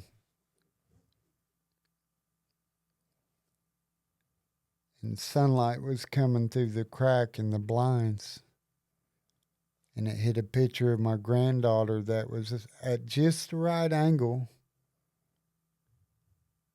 That sunlight hit that picture. And as I'm reaching down for that syringe, it hit me right in the eyes. And I look up. And it's a picture of my granddaughter. And I think, I do this. What if she comes through the door? Because she's always, they don't knock, and I don't lock my door. Mm-hmm.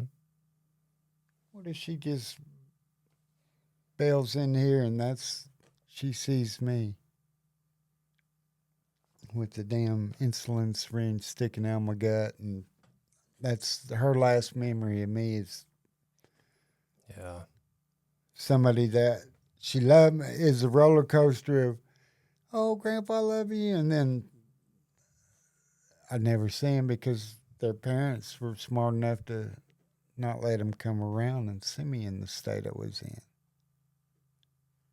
So it's like the perpetual roller coaster, and I'm like, no relief. I cannot sleep at night unless I'm passed out drunk.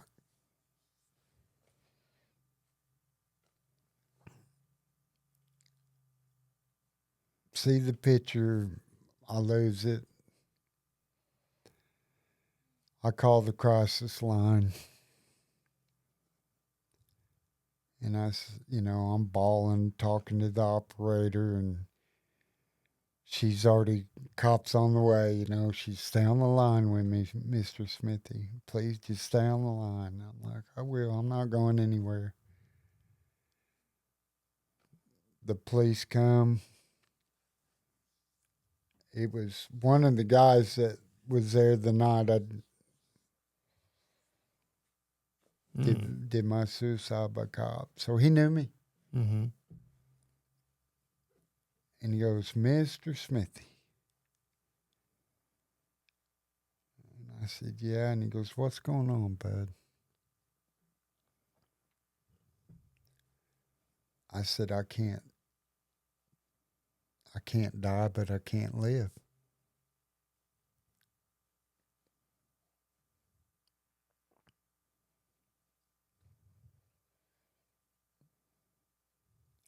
I can't sleep, but I can't stay awake forever.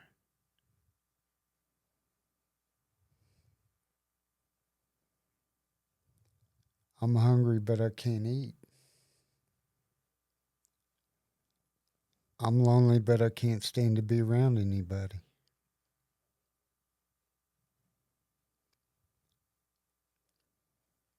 I said, I'm the most undeserving human being that's ever lived.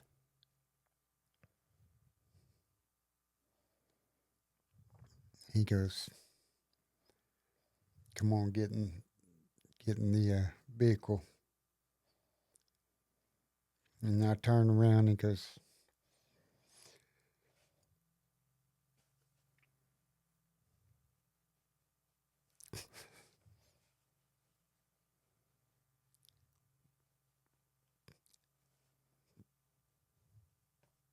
he said, I'm not going to put you in cuffs. Get in the front. We're going to VA. Do you want something to drink? You need a cigarette? Is there anything you need?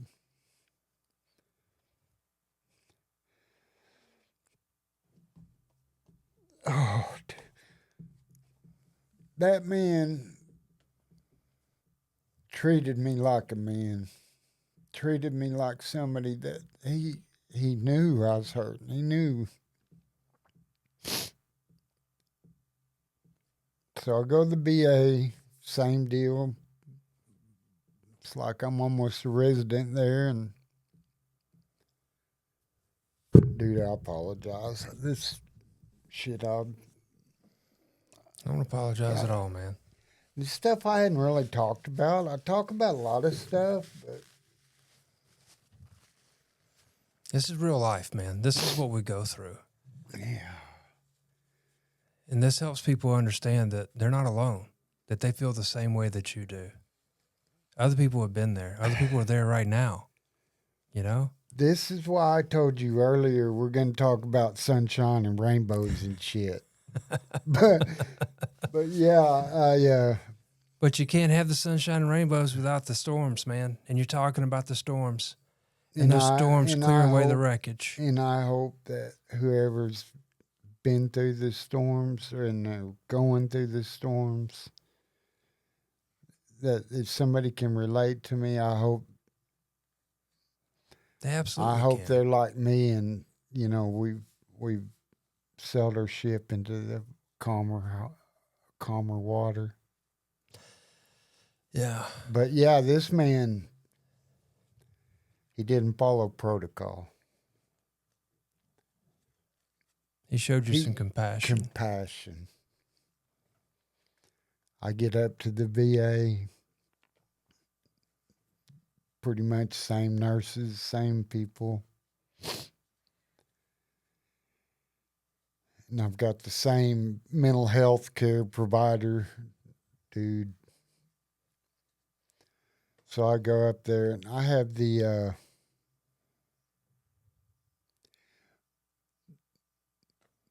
second time around, I'm like, I have the Stella ganglia block. Have you ever heard of that? I have, yeah.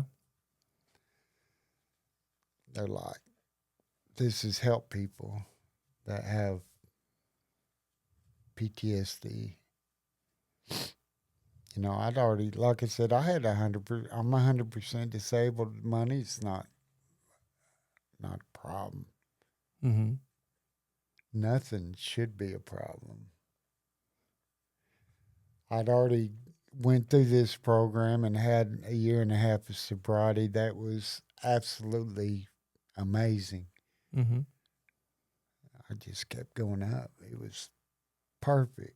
Kids coming around, you know, sports, school projects.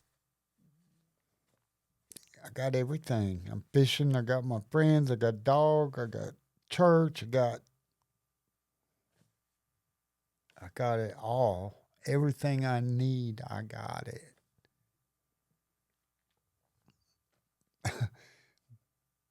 I couldn't sleep. I couldn't take the pills that the VA were giving me because they were killing me. Mm-hmm. So yeah, I go back up to the VA, spend I don't know how long the second time around, and you know, I know in my mind that I'm semi intelligent. I'm not super smart, but I just can't figure it out. I need some help. Time at the VA's finished. They said, you can't stay here. We got to go somewhere. And I'm talking to my VA guy, and he's like, yeah, we got this place, rehab over somewhere in Florida, and it's like 2 blocks from the beach. I'm like, dude, I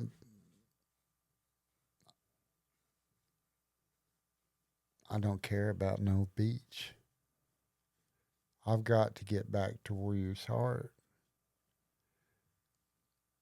I've got to find that piece that was missing, and I believe that's the only place I can get it. And he told me, he goes, well, that's Mr. Smithy, I'm sorry, but that's not an option for you. That's off the table. And usually I just like, whatever, dude, just send me wherever I got to go. Mm-hmm. But this time I'd advocated for myself. I fought for myself. I'm like, hey, that place gave me a year and a half of sobriety. In my 30 years of being out there, that was the longest amount of time I ever had. And that was the only amount of time I ever had that I wasn't either in jail, a domiciliary, a rehab. So, and then I hit him with, well, it's not coming out of your pocket. Mm-hmm. What value do you put on my life? How much is my life worth to you? I said, there's taxpayers that make millions of dollars that don't do shit for this country. I was willing to lay down my life for this country. And today I'm still willing to do that. I took an oath to defend this country against all enemies, foreign and domestic. Would you get, did, you know, and I just kind of, I kept talking with him, and finally, eventually, he's like, okay, we're going to send you down. He goes, but this is it. If it don't work, it don't work, you know. So I came back down here the second time. I didn't spend 2 weeks in a shell because it's familiar to me. I knew the routine. I knew what was expected. There were no surprises.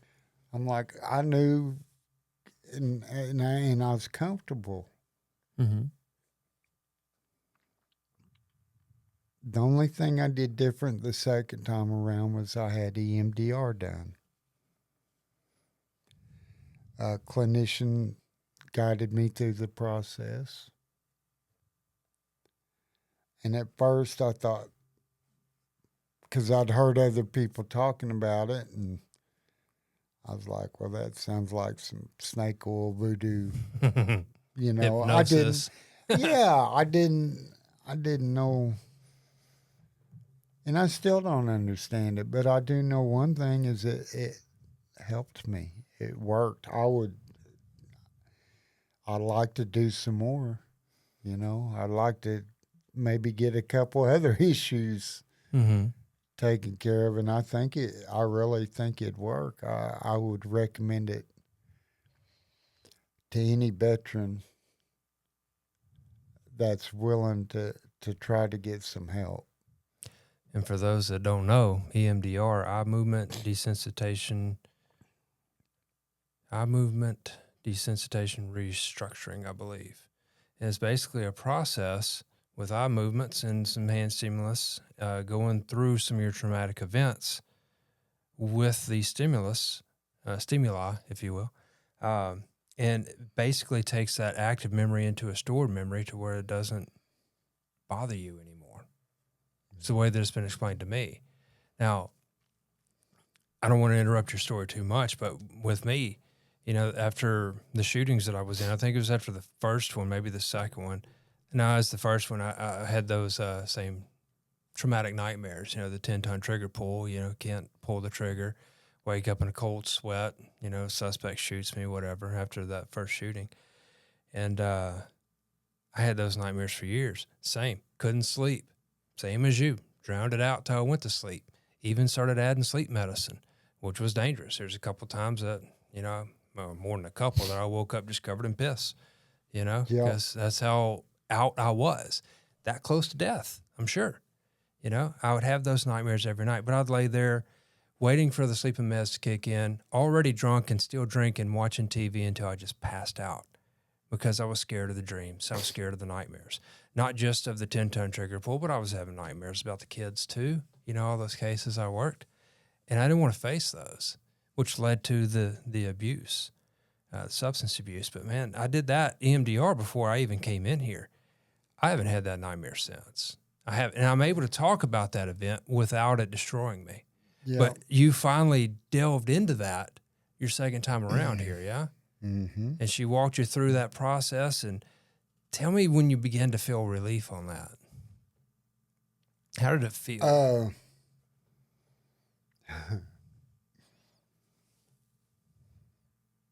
The second session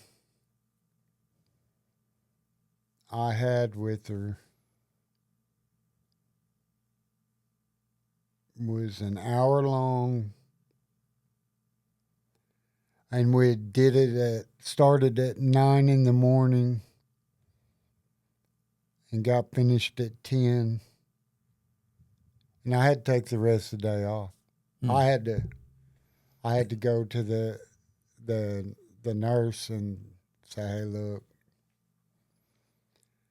And she's like, "Absolutely not. You're here to," and she's like, "Alcoholism doesn't take a break," or, and I said, "I do. I need one." I said, "I just had EMDR done." She goes, "Oh." Because, dude, it wiped me out. It'll do it. It's intense. It was like, I went back to my room, shades down, and laid down, and I soaked my pillow. I cried because it's like saying goodbye to an old friend that I'd lived with for 30-something years. Yeah. That night I slept, I didn't have a nightmare. I've had maybe, in the almost 3 years, I've had maybe 2. I've got grounding techniques. I know what to do now. And I know it's just a dream. It's just a nightmare. It's a bad dream. It happened. There's not a damn thing I can do about it now. I don't have to live there in my head anymore. And that whole session deal, I'll share the last session. She goes, "Okay, Shane, we got the pods in there alternating and doing their deal." And I got my eyes closed, and she goes, "Imagine yourself if you go back to drinking." So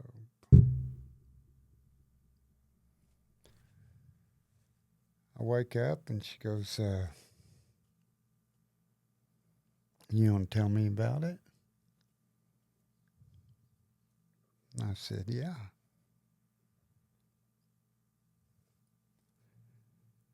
I walk into this building that happens to be a church.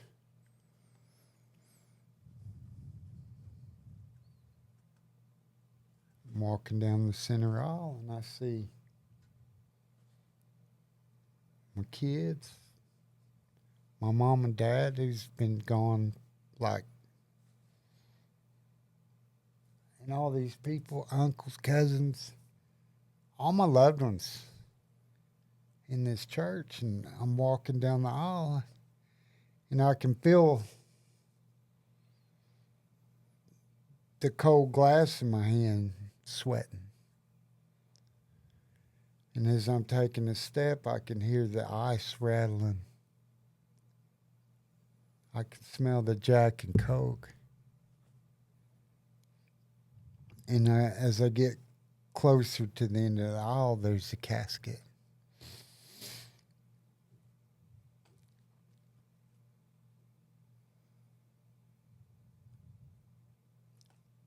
With me in it.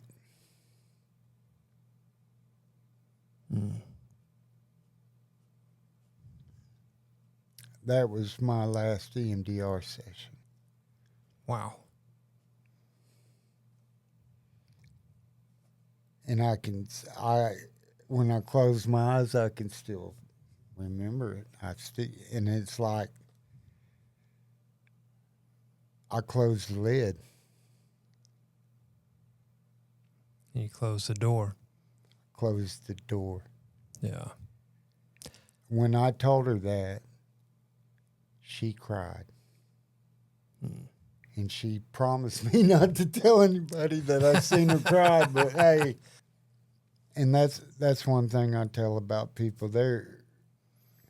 Everybody that works here, from the janitors to the cooks to Dan and Art to the men in the metal shop, wood shop. We lost a good one when we lost our cowboy. Mm-hmm. Everybody that I have met since I've been coming through here has been genuine. Yeah. They care. You know, I've been a lot of places that they don't give a shit. You're just a number. Hey, there'll be another one after I leave. Yeah. It's a little more than that here. Yeah. When the man that helped found this place is out there running a weed eater, Mm-hmm. or will walk up and shake my hand and say, "Hey, Shane, how's it going?" Well, there's been so many people that come through here. How in the hell does he remember my name? Yeah. And why does he even care about me? Yeah. And the guy's a badass. You know, I was Air Force. I worked in transportation. I worked on fire trucks. Mm-hmm. But yeah, and you know, it's just, I can call you anytime. Hey, I'm busy, or I'll get a text or whatever. But you'll get back with me. You know, our friendship's real. Yeah. And that's what means a lot. That's why I rode 8 hours down here with another veteran. Yeah. You know, I found out she was coming down here, and I imposed. I'm like, hey, I don't want to impose, but I'll split the gas with you. Hell yeah. I don't need to, but I want to come down here and just let everybody know that, hey, I'm all right. I'm all right today because this place has always given me an opportunity or a chance. No judgment, no, oh, you again, oh, you can't get it. You can't figure it out. I know for a fact that you got to keep trying. If you can't get there, and you're never going to get there. I'll never be not an alcoholic. Mm-hmm.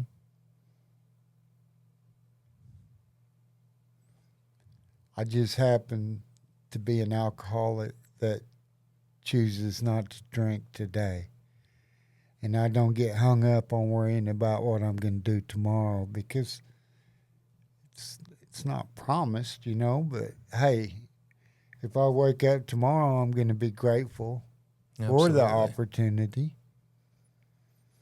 and I'm going to make use of it. Well, you certainly have. Every time you come down here and stay for a recharge, you're always in there talking with the guys who are struggling, helping the guys out in detox, intervening when somebody wants to leave or they're having a bad day, sharing your story on Fireside or with the WA meetings at the lodge. You're always there for them.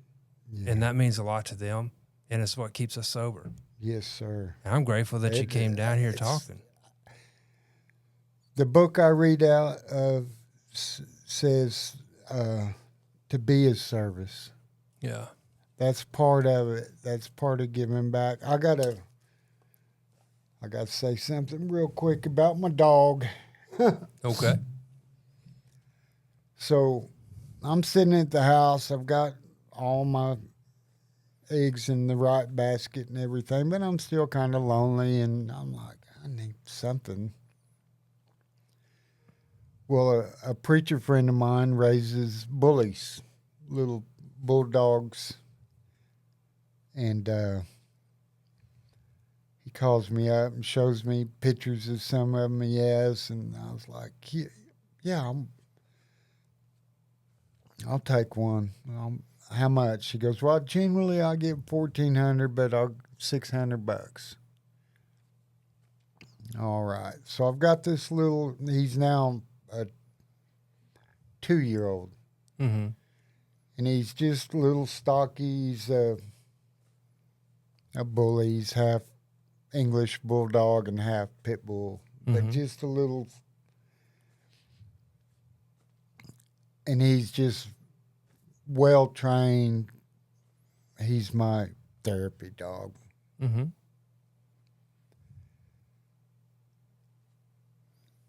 Our little town, we don't even have any grocery stores anymore. We got a Walmart. Right. Well, since they passed the deal where can't even ask anybody if their dog's a service dog or whatever, all these people are bringing their dogs into Walmart. They'll put them in the carts and I go to Walmart 3 or 4 times a week, and I always see all these dogs, and it pisses me off. The dogs are in their cart. The dogs are walking down the aisles where I buy my food. I'm a dog person. My dog stays in my house. But I'm not going to infringe on nobody else by bringing my dog into a grocery store. Walmart has curb pickup options. You have an option to where you don't have to bring your dog into Walmart. So that's my soapbox. So one day I decide, okay, I take Victor on a dry run because I use the CATS bus system in town because I don't have a driver's license. Probably won't ever have one. Mm-hmm. So I get my dog on the bus and we go to Atwood's little farm and ranch store. And I've got him on the leash and he's perfect. He minds. We go in, we do our thing. I'm like, all right. Next mission, we're going to go to Walmart. Just one time, Get to Walmart. Everything's great. I get whatever groceries I need, and I'm in line at the checkout. Get my stuff on the conveyor, and I got Victor sitting there beside me, and this lady pulls right in behind, and she's got this shopping cart that is just loaded down with toilet paper. Mm-hmm. I mean, like 3 wide, 4 high, just you can barely see her. And she's impatient, and the lady's like, price check, whatever, and I had to run down the price, and this lady looks at me and kind of glares at me a little bit, and she goes, "Is that a service dog?" And I'm thinking, I don't want to lie, but, service therapy dogs aren't allowed in Walmart. Right. But she's not supposed to ask that question either. Mm-hmm. So I said, well, ma'am, yes, he is. He's a BLD service dog. She's like,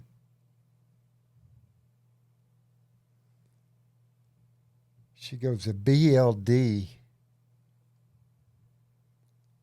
She goes, well, what does BLD stand for? And I said, ma'am, he is a butt-licking dog, and he can get the job done in 2 licks. And I wouldn't have had to train him that way if it wasn't for greedy people like you that buy up all the shit tickets.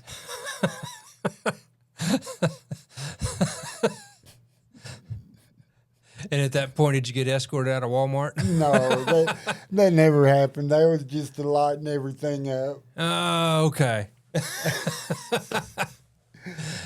Well, I appreciate that, Shane. Thank you for You're telling a joke welcome. at the end, man. I mean, Yeah, you had me for a minute there. You did. I had you the whole way. Yeah, you did.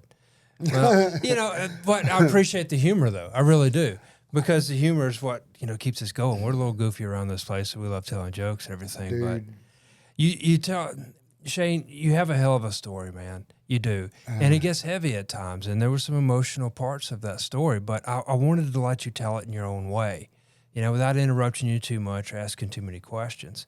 And one of the things that you said was, you didn't want to bring, all the dark clouds and everything. You wanted to bring the rainbows. But the rainbows are evident, in my opinion. And people want to know, how you got there to begin with. And you told that story. But since then, man, you have been here. You have done that. The phone rings, you pick it up, you answer. You help coach some of the other guys that are coming through to maintain sobriety. You come down here all the time, and you interact with the guys that are currently in the program to help show them the way. And you're walking the walk, you're talking the talk, brother. Yeah, But hey. we wanted to know the story behind the beard, We wanted to know what got you to that point. But it's such a beautiful story of not giving up. And, yeah, you do have beautiful things in your life these days. I love it when you call. I love picking up the phone and answering. I can't always, answer because I may be in a meeting or whatever, like you said, but I usually hit you back as soon as I get done. And I'm excited when you come down here. And you were in our alumni video last year and everything for the reunion. And it has been great.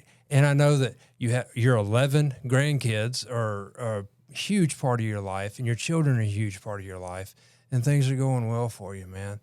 And I'm blessed beyond, and that's one thing I always kind of look back on, and I'm like, never take anything for granted. No.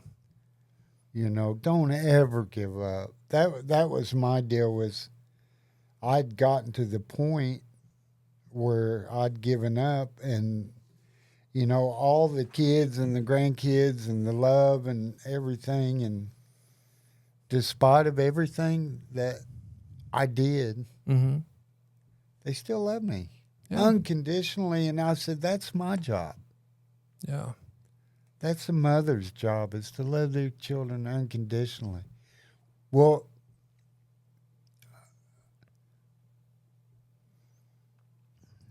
my Father that resides in heaven loves all of us unconditionally. Mm-hmm. But it's up to us because we have free will. Yeah. These days, I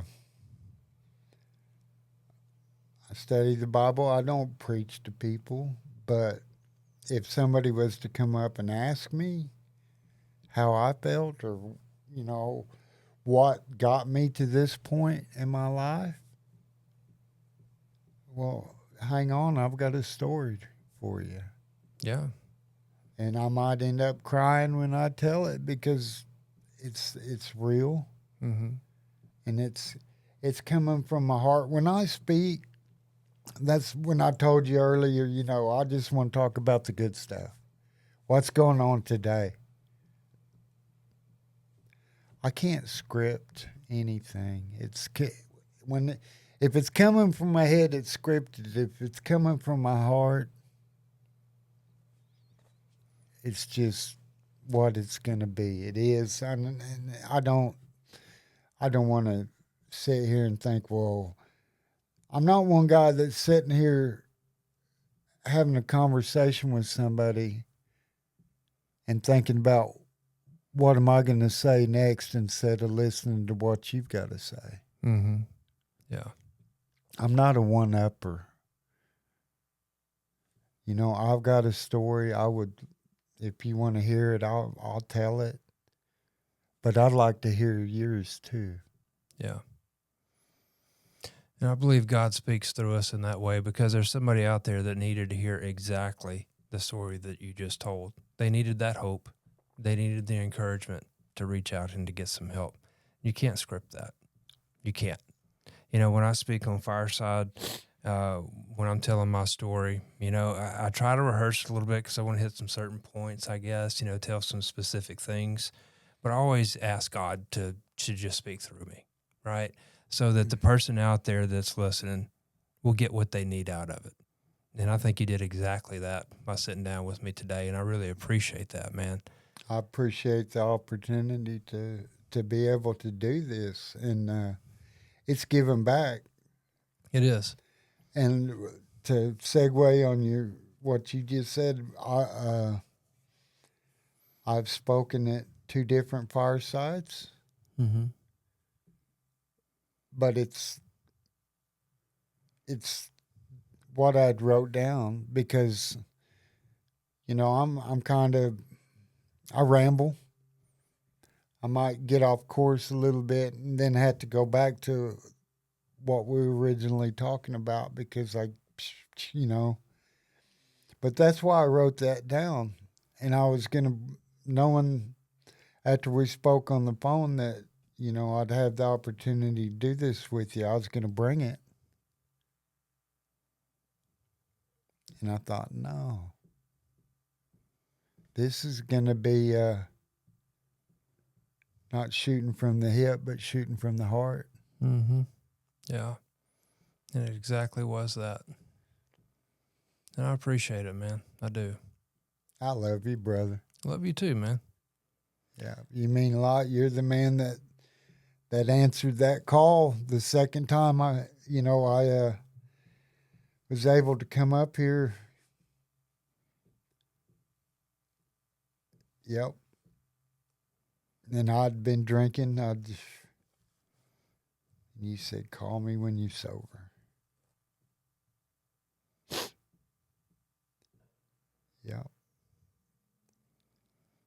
Then you came across when we were fishing in the other pond. I remember that day you had your stogie and you're like, well, you guys are supposed to be down in the lower pond, but you're up here and I'm here and I got a cigar and fish on, That's where I met you the first time. Because we had just missed each other in my... Yeah, when you came in. Yeah. There's a couple guys that, I've lost contact with, and then there's a couple guys that there's no more opportunities because they just... And that's what hurts. That's it. It's just like, could I have done something different? Or, and for me, it's just the tip of the iceberg but you see all these guys. Yeah. There's been a lot of them along the way that we've lost. Yeah. It doesn't get any easier, but it's one of the things that I learned in my career, and in this job as well. In my career, I had a tendency to focus on the losses. I had a huge stack of wins and a small stack of losses, but I focused on those, and those are the ones that tore me apart. Mm. And we try to focus on the wins these days. And I try to focus on the wins, to be there for the ones that I can help. The losses, I have to walk past them, not forget them, not ignore them, but focus on the ones that I can help, Yeah. That's a different ballgame these days.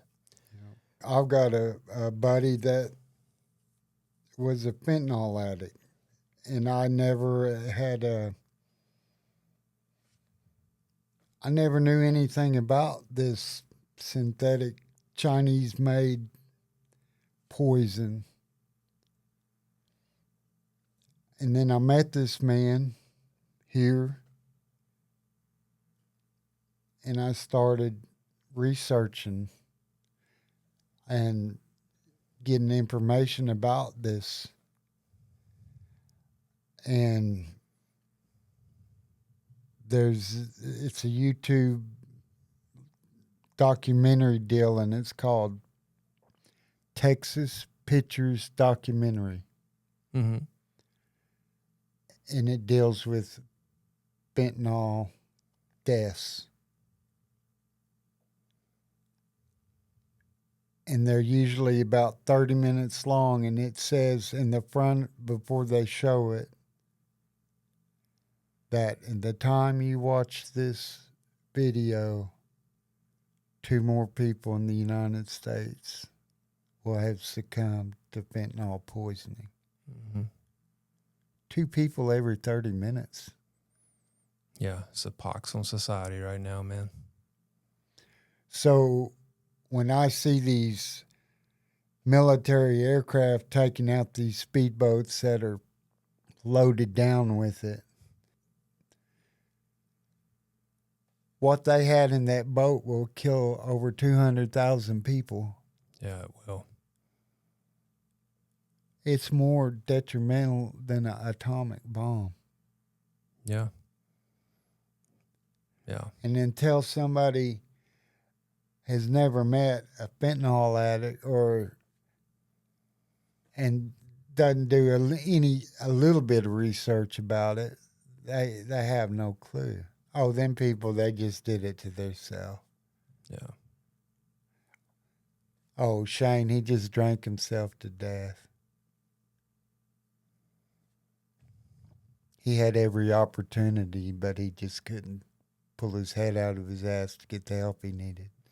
And everybody deserves that help. Everybody deserves a chance to heal. Shane, I appreciate it, man. Thank you for sitting down with me and talking to me today. Yes, sir. And anybody out there that's watching, that's looking for help, pick up the phone, give us a call, 855-610-1003. Come in, talk to us. Take a tour of the facility if you want. Have a look and see what we got to offer. Thank you, Shane. Phone call away. Yes, sir. First thing that they said was welcome home.